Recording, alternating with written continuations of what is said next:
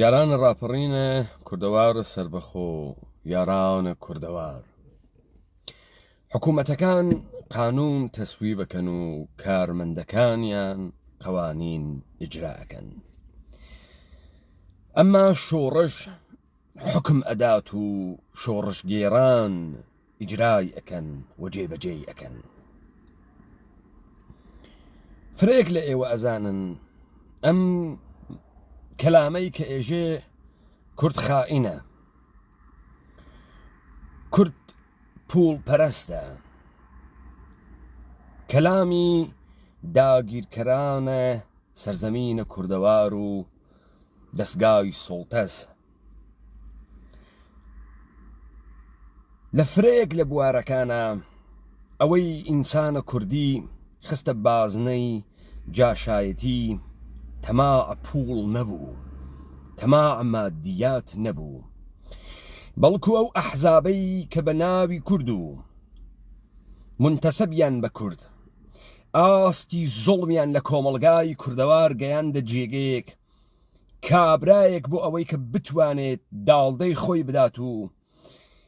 خۆی بپارێزێت و بنەماڵەی بپارێزێ لە بەرامبەری تەعەدا و تەجاوز و زوڵمی ئەمانە چوو دەسیدا چەکە بەعس و چەکە جمهوری ئیسلامی و چەکە دەوڵەتە تورکی و چەکە دەوڵەتە سووری ئەم کوردەوارە چون حکوومەتی نەبوو تا بتوانێت گیان و ماڵ و ناموسی خەڵکی کورد و ئینسانە کوردی لە ژێریا لە ئەمما نابێت کەوتە بەر تاڵانی هەمەلایەنەی نظامە سوڵتە و نۆکەرەکانی و بەچەکانی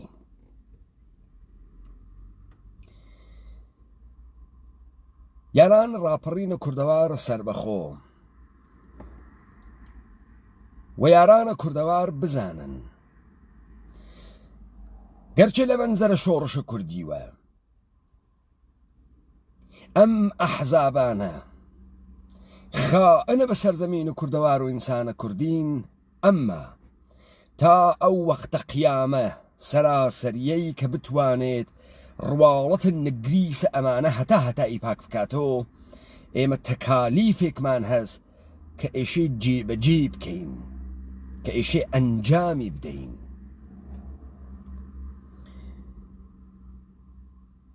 ئەمانەی کە دەس و دەسەڵاتی ئەم حیزبانن و بە هەموو تەوانی خۆیانەوە خەریکی تەعەداکردن و تەجاوزکردنن بە خەڵکە ئێمە لە سونەتێ پەیڕەویەکەن ئەو سونەتە ئەوەسە حتا ئەتوانن ئاستی زوڵمەکە لەسەر شانی ئینسانی کوردی تەسکەکەنەوە تا ئینکاری کوردیەتی خۆی بکە تا بکەوێتە بازنەی خیانەتکردن بە خۆی و بە وجودی خۆیەوە یا داڕمیاگێکی داتەپیاگی کاولی لێ دروست بکەن ئەگەر لەسەری کەیسی کاوەی گەرمیانیە کە قاتڵەکەی محرز بوو مەحموود سەنگاویە یەک نەفر لەم کوردەوارە حکمە قەساسە مەحموودە سەنگاوی بدایە لەسەر قەتڵی کاوەی گەرمیانی ئەمڕۆ کاربەدەستانی یەکێتی و پارتی ئەمڕۆ کاربەدەستانی پەپەکە کۆمەڵە دیموکرات بەڕاحەتی نەتوانی تەعەدا بکەن بە تاکە کورد نەیان ئەتوانی ئینحیسارات لە دەست بگرن ماڵە مەردم بخۆن خەڵکی وەڕەز بکەن تەعەدای ناموسیان بکەن ئەگەر لەم کوردەوارە هێزێکی ئینقلابی و شۆڕشگێر بووایە وەختێ لە دادگاکانە دەوڵەتە ئێرانی قازیەکی دەوڵەتی ئێرانی تەماعی ئەکردەکە نیشتێکی کورد لە بەردەم دادگاکەوە بە فیشەک هەڵیان دووریایە ئەو جار ئێمە ئەمەمانە نەخستە کاتە هەڵتەکاندنە دەسەڵاتە دەوڵەتە ئێرانی کارمەندەکانە دەوڵەتە ئێرانی حسابە کار ئەهاتە دەستیان خەڵکە کوردەواریش ئەیزانی ئەم سەرزەمینە ساحێبی هەست ئەم مەردمە توانت دفاعی لە خۆی هەست زەبری هەست هێزی هەست بەڵام ئێوە لە جەریانە کاوەی گەرمیانی و ئەم ساڵە کاوەی گەرمیانیەکانە دیتان ئەمانە لەبەرەی تەبلیغیەوە مەحموود سەنگاویان گەورە کرد. مەحموود سەنگاوی حەزی لێبوو پێی بێژن جنایەتکاری پیا و کوژە و خەڵک لێی بترسێت. یەک نەفەر پەیدا نەبوو بڵێت مەحموود سەنگاوی ئەبێ وەکو سەگ بتۆپێت لەسەر ئەم تاوانەوا کردی. و ئێمە ئەمە مەوکول نەکەین بە کاتێکە یەکێتی هەڵەتەکێنین. وەختە یەکێتی و وەختە پارتی وەختی ڕاپەڕینی سەراسەری هات داستان فەرقەکا و دادگا گەورە مردمیەکان و خەڵقیەکانە خەڵکە کوردەوار فەرقەکات تەکە ئەوەی کە ئێستا دەست و دەسەڵاتە پارتی دەستی خسکەسە بینە قاقاگی مردمە کورد و تەجاوز ئەکا بە ژنە مردم، تەجاوز ئەکا بە کەنیشکە مردم، پوڵە مردم ئەخوا،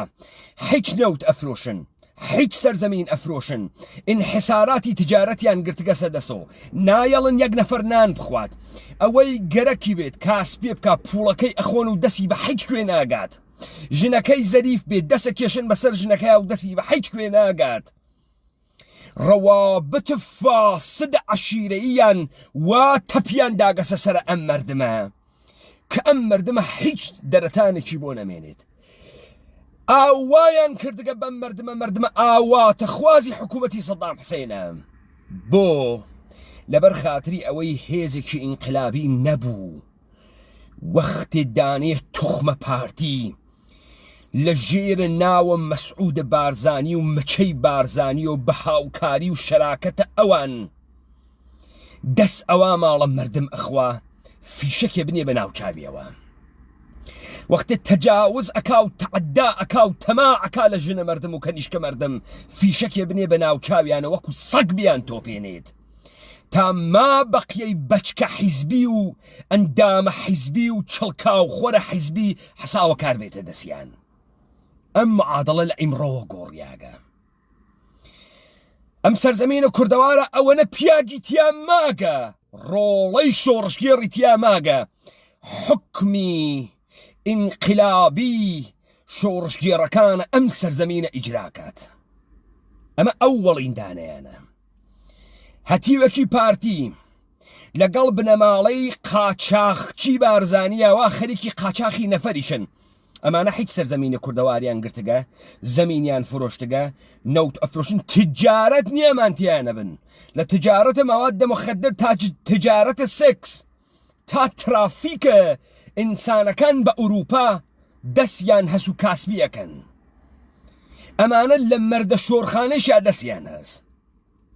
انحسارات مطلقوا لبردسيانا لجير فرمان مسعود بارزاني لجير فرمان نيشيروان بارزانيا أمانة خريكي تعدى وتجاوز كردن بتاك إنسان كاني أمسر زمينة عكسي لوسكاليكي تخمة بارتي من ناو بيجا كما دانياغا جرم أم هتيوة لنظر الراپرين كردوار سربخو محرزة وحكم كدرياغ برام بري لازم الإجراس لهركوي كم سرزمينة أم إنسانة بين ريا للايان إنسانة كردي ولا تركيا بو لسنبو لمهابات بو لورمي بو لأوروبا بو حكمكي لازم الإجراس أيادية يكيتي و بارتي و باباكو كومالو ديمقراط بزانن دسبوان بو بتشوك ترين ظلم برام بربحر تاكك إنساني كردي وامسر زمينة محلتي جيان كردن محلتي مالكيات لإنسان كردي بسين نوا وكو صق أيان توبينين والتقاسي أدنوا خلقي كردواريش بزانت إيما تاكاتي رابريني سراسري ناويسين أويت ظلمكي في أكري لمسر زمينة أوي كسيك بناوي مسؤوليتو بناوي بارتي ويكيتيوا لم كردوار نايلينان بخوات نايلي كاسبي بكات انحساراتي كاسبيان كسدسو تماع لجني أكن تماع لمالي أكن تماع لسروة داراي أكن ترح الشكاية خوي برابرين كردوار السربة خو أكام و ڕاپەڕینە کوردەوارە سەربەخۆ بە دادگای مردمی و بەهێز و مەچەکی ئینسانی شۆڕژگێڕی کوردی حکمەکانیان ئیجرا ئەکات تا ئەمانە بزانن ئەم سەرزەمینە ساحێوی هەست، تا ئەمسالی خولە سەنگاوی و ئەمسالی بلەماڵەی بارزانی بزانن ناتوانن هەرچیە کە مەیلیان هەست بەسەر ئەم مەردمە بێرنی، ناتوانن ژن و کەنیشکمان فاسد کەن، ناتوانن پیاگەکانمان تێ هەڵدریاگ و بەشمەینەت و کزۆڵ و قوربانی بکەن. ئەوەی لەم دەقیقەوە تەعەدای بچووک بە حەریمە هەر ئینسانێکی کوردی بکات لەلایەنە ڕاپەڕینە کوردەوارە سەربەخۆ جرمی کە محرز بوو حکم ئەدرێ و حکمەکەی ئیجرا ئەکرێت لە هەر کوێیەکی ئەم دنیا بێت و پاک ناوێتەوە. ئێوە خۆش.